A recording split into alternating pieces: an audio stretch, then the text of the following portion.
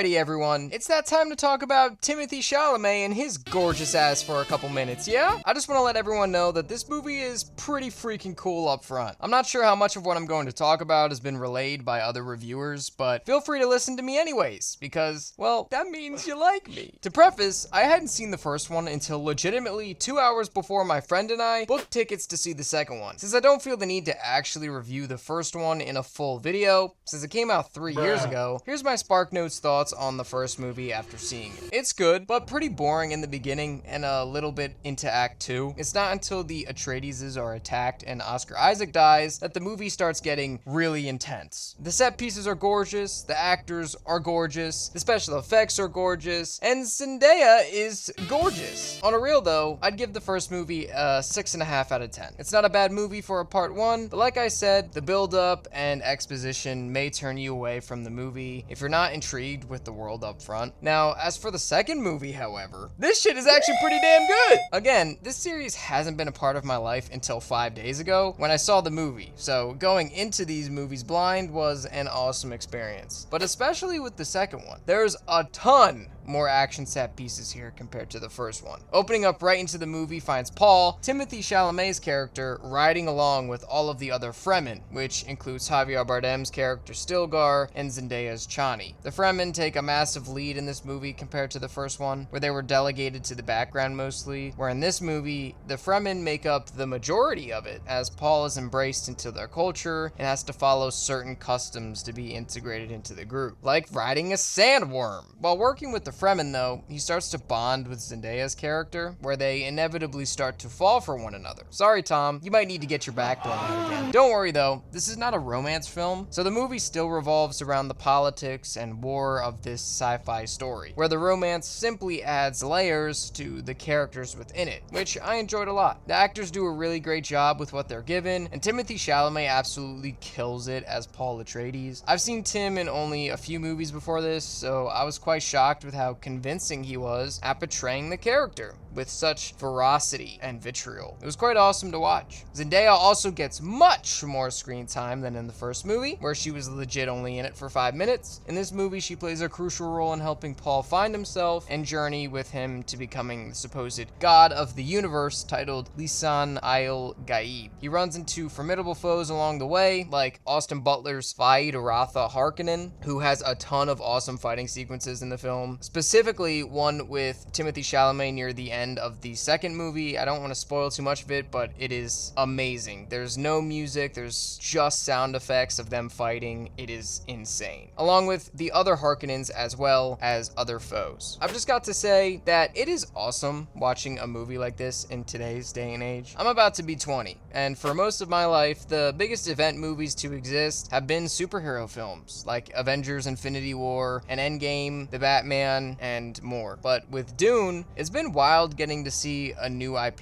get this much attention from the mainstream, but also be damn good movies in their own right. Another positive aspect I can attribute to this film is how it takes itself super seriously, taking the audience on a journey that we can also sit back and try to understand ourselves. There are some comedic moments, sure, but the script flows so naturally that the comedy comes off that way as well, and it's not blatantly in your face about it like most massive IPs have us watching these days. Denis Villeneuve is a fantastic director, and from the interviews I've seen of him on TV or on YouTube, you can really see how passionate he is about doing the story of Dune justice, but also making sure the entire movie is an experience anyone can enjoy. Like the fact he made up an entire language system for Fremen speaking people is insane. But we hired a linguist, his name is David Peterson, who created the whole language with its own logic into it. And the actors went to Shakopsa school. They learned like they were fluent in Fremen language, all of them. This goes to show how dedicated of a person Denny is in trying to make something super authentic for audiences to go and see. And let me remind you all that the action within this movie is absolutely insane. Like the final act of this movie is a straight up fight sequence, so bombastic and huge that it needs to be seen in a movie theater. The sandworms tower over the main cast, and the CGI on them make it look like they're actually real creatures being filmed. Shit's crazy. I also need to shout out the cinematographer Greg Fraser, who absolutely killed killed it with the cinematography in this movie. You'll be sitting in the theater looking at some crazy wide shots that are just breathtaking. And another shout out must be said to the editor of this film. I feel like a lot of editors don't get the rightful praise they deserve for these types of films, and I need to make it clear here that the editing in this movie is phenomenal. The way each scene is stitched together while slowly building up tension for the action scenes were awesome, but also how they can slow down the pace if more time with the characters are needed. The editor did an amazing job on this film, and Joe Walker, the editor of this film, deserves all the love he can get. Overall, this movie is an absolute joyride. As someone who wasn't super intrigued with Dune before, I think you all should go check this movie out. It is an absolute treat to see blockbusters of this quality be made for the big screen, and I can't recommend it enough. Have any of you seen this movie already? If so, let me know down below and what you have thought of it. Let me know what you thought of the first one as well. That's all I have for today, guys. I'll see you all very soon. Peace out.